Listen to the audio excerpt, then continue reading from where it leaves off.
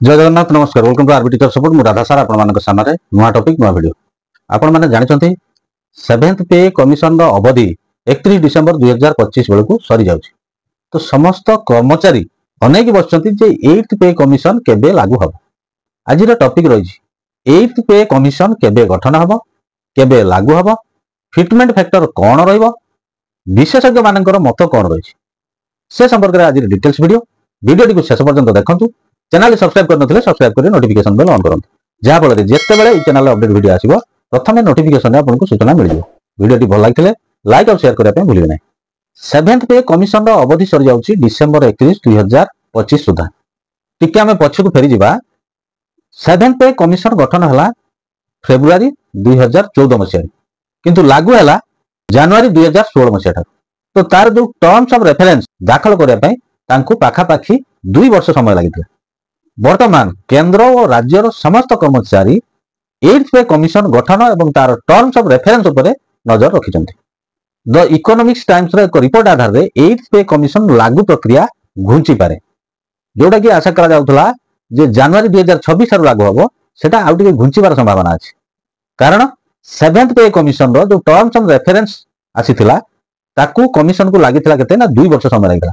तो वर्तमान पर्यंत 8th पे कमिशन रो कमिटी गठन होई नाही, केवल घोषणा हेछि जे 8th पे कमिशन गठन करा जिवो।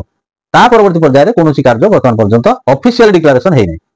वर्तमान जून मास हेलानी, जेहेतु वर्तमान पर्यंत केंद्र सरकार 8th पे गठन संपर्क रे कोनोसी स्पष्ट सूचना देइ नाहंती, तेनु 8th पे कमिशन जनवरी 2026 ठारु लागू प्रक्रिया निश्चित भाव रे गुंचिबो। केतक रिपोर्ट आधार रे 8th पे कमिशन घोषणा 2026 रो शेष आडकू किंबा 2027 रो आरंभ को घुंची जिबार संभावना रही। वर्तमान आउ गोटे पॉइंट पर आम आलोचना करबा। 8th पे कमिशन निश्चित भाव में लागू हबो एवं ताहा 2026 जनवरी ठारु ही लागू करा जिवो। घोषणा प्रक्रिया हुए तो किछि दिन घुंची जाय पारे, किंतु निश्चित भाव में जनवरी 2026 ठारु या लागू हबो। तो एथिरे गोटे कथा रहउची सैलरी स्ट्रक्चर कथा। से सैलरी स्ट्रक्चर बाबद रे आमे जदी पूर्व कथा गुडी को लक्ष्य करबा, 6th पे कमिशन कथा सेथिरे कोन करा जायतिला ना पे बॉन्ड गोटे आस्तिला एवं ग्रेड पे सिस्टम आस्तिला। तो जब 7th पे कमिशन आसिला सेठी पे बॉन्ड आउ ग्रेड पे सिस्टम टाको उठे दिया गला। कोन करा गला ना सेठी गोटे लेवल सिस्टम आसिला। लेवल रे 24 टा लेवल रहिला एवं गोटे फिटमेंट फैक्टर कथा सेठी नुआ आसिला। तो फिटमेंट फैक्टर आपण माने जानिचंती 2.57 थिला 7th पे कमिशन रे। तो सेही 2.57 टाइम्स कोन करा गला ना तारो सैलरी स्ट्रक्चर बा सैलरी रिवीजन रे सेटाको मल्टीप्लाई करा गला, जा फल रे सरकारी कर्मचारी मानकर सैलरी रे वृद्धि घटिला। 8th पे कमिशन कथा यदि आमे कहबा, वर्तमान पर्यंत तार कोनोसी रूपरेख आसी नाही।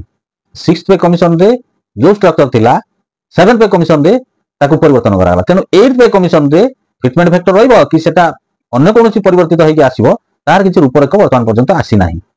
तो हमकु वर्तमान अपेक्षा करिया पड़िबो 8th पे कमिशन रो गठन एवं तार टर्म्स ऑफ रेफरेंस रिपोर्ट कोन आसुछि। किंतु एक्सपर्ट मानक मतरे जदि से फिटमेंट फैक्टर सिस्टम टी रहे 8th पे कमिशन रे फिटमेंट फैक्टर 2.0 रु 2.8 टाइम्स हला भली विशेषज्ञ माने मत दउछन्ती। जेते पर्यंत 8th पे कमिशन गठन एवं तार टर्म्स ऑफ रेफरेंस रिपोर्ट न आसीछि सेते पर्यंत कोनोसी कथा सठिक भाव रे कहयबो नाही।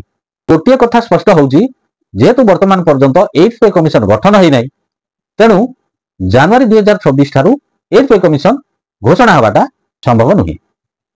केंद्र सरकार को बाबदरु 8th पे कमिशन रो वर्तमान स्थिति कोन कोनोसी स्पष्ट सूचना दिया जाउ नाही।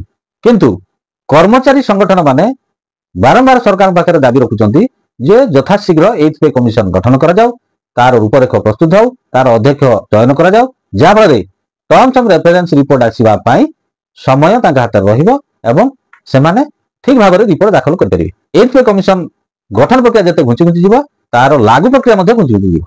एबे अपेक्षा रहिला सरकार केबे 8th पे कमिशन गठन प्रक्रिया सारचंती एवं तार परवर्ती कार्यक्रम कोन नउचंती। 8म वेतन कमिशन लागू हेले निश्चित भाव में सरकारी कर्मचारी मानकर सैलरी रिवीजन हबो एवं से बेसिक रिवीजन हे वृद्धि घटिबो। आशा कर वीडियो टी आपण मानन पय इन्फॉर्मेटिव हेतिबो। चैनल टी सब्सक्राइब करनथिले सब्सक्राइब कर नोटिफिकेशन बेल ऑन करंतु। वीडियो टी को लाइक और शेयर करंतु। कमेंट्स रे निज निजर वैल्यूएबल मतामत दियंतु। परवर्ती वीडियो पर्यंत रहउची नमस्कार, बंधुत्व जननी।